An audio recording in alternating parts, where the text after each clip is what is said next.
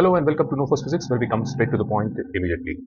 In this video, part 3 of our series on electric field due to sphere, we will study the electric field produced by a sphere, in which the charge is spread uniformly throughout its volume, as shown over here. So, let's begin.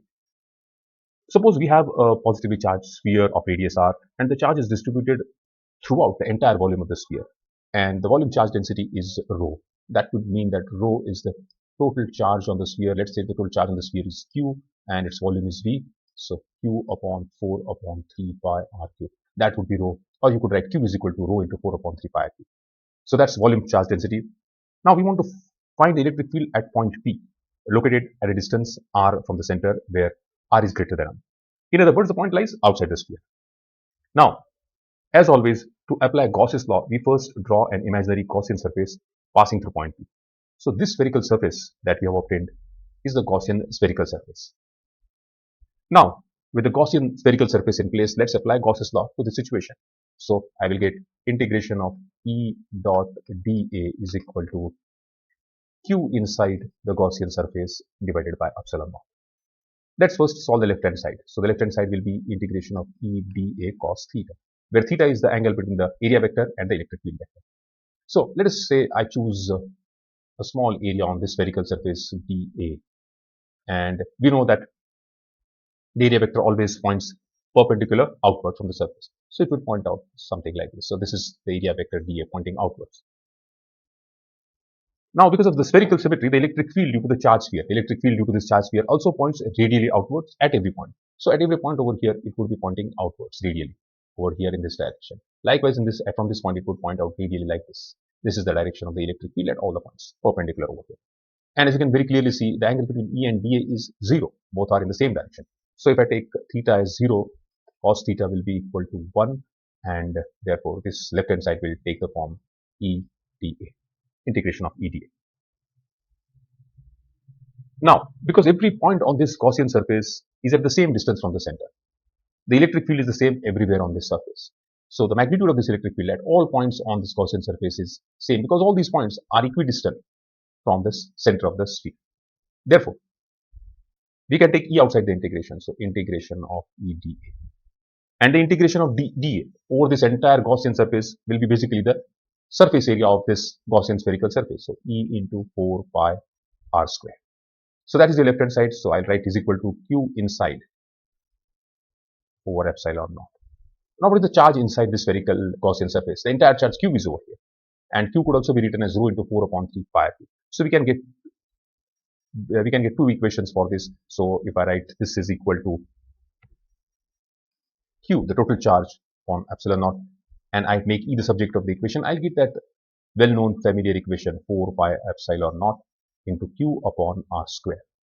And all of us have come across this formula for electric field at a distance r from a charge Q. So this charge Q can be thought of as a point charge, and at a distance r the electric field is this.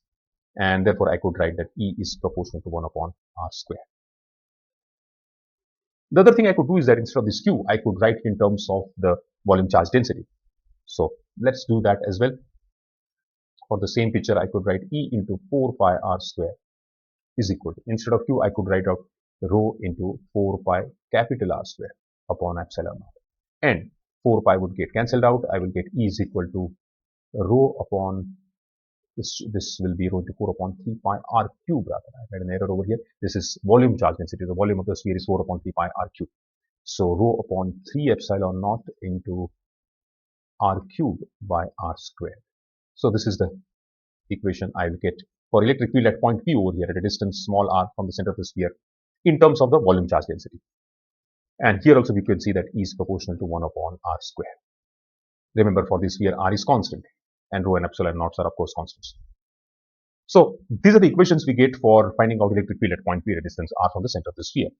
And let us now move to a case where we want to find out the electric field for the same sphere on the surface of the sphere. So the point P is over here on the surface over here.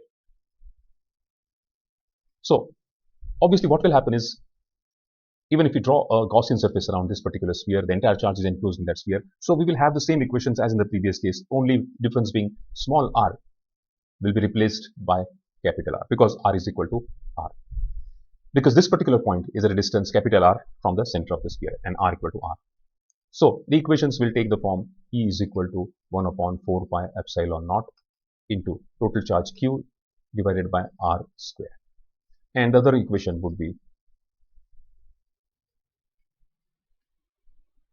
rho upon 3 epsilon naught into R cube upon, now small r will be replaced by capital R, so it will have R square, and therefore E will be equal to rho upon 3 epsilon naught into R.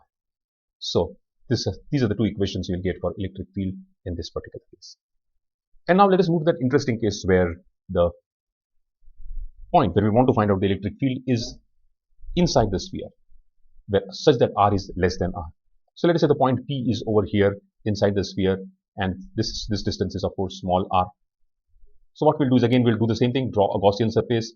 The left hand side of the equation will remain as it is, E into 4 pi r squared, as we did in the first case, because if I take any Gaussian dA surface over here, the electric field is also pointing in the same direction over here because of the charges inside. So theta is 0, and the same steps will follow over here. So the left hand side will be E into 4 pi squared, and the right hand side we know is Q inside upon epsilon naught.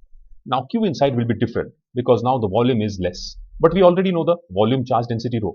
So volume charge density into the volume of this Gaussian spherical surface, 4 upon 3 pi r cube, will give me the total charge enclosed within this Gaussian surface. So I could put that over here. So I'll get E into 4 pi r square is equal to rho into 4 upon 3 pi r cube epsilon naught. 4 pi r square, 4 pi r cube, r square will get cancelled. So on the left hand side I will be having E, on the right hand side rho upon 3 epsilon naught into R. So this is the equation I'll get for the electric field at a point P, which is inside the sphere, or for a point P where R is less than R. And note that here E is proportional to R. And that is understandable. As R increases, what will happen? The amount of charge enclosed by that Gaussian surface will keep on increasing, thereby increasing the electric field. Right, so we have discussed all the three cases, and what I'll do is I'll summarize the three cases with a table. This is the table. So condition 1, R greater than R, R equal to R, and R less than R. These are the equations for electric field in terms of Q, and this is equation in terms of the volume charge density. And yes, let's look at the graph. So this is a graph of electric field E versus R. R is the distance from the center of the sphere. So when I'm at the center of the sphere over here, electric field is 0. And as R increases, so that is case number 3, R is less than R, but R is increasing as R increases. As we can see over here, E is proportional to R. So therefore we get a straight line up to the point R, up to we come to the surface of the sphere. At the surface of the sphere, E is equal to rho R upon 3 epsilon naught. When R becomes greater than R, when R is greater than R, we see that E is inversely proportional to R square. E is inversely proportional to R square. And therefore we get a curve like this. This is for part 1.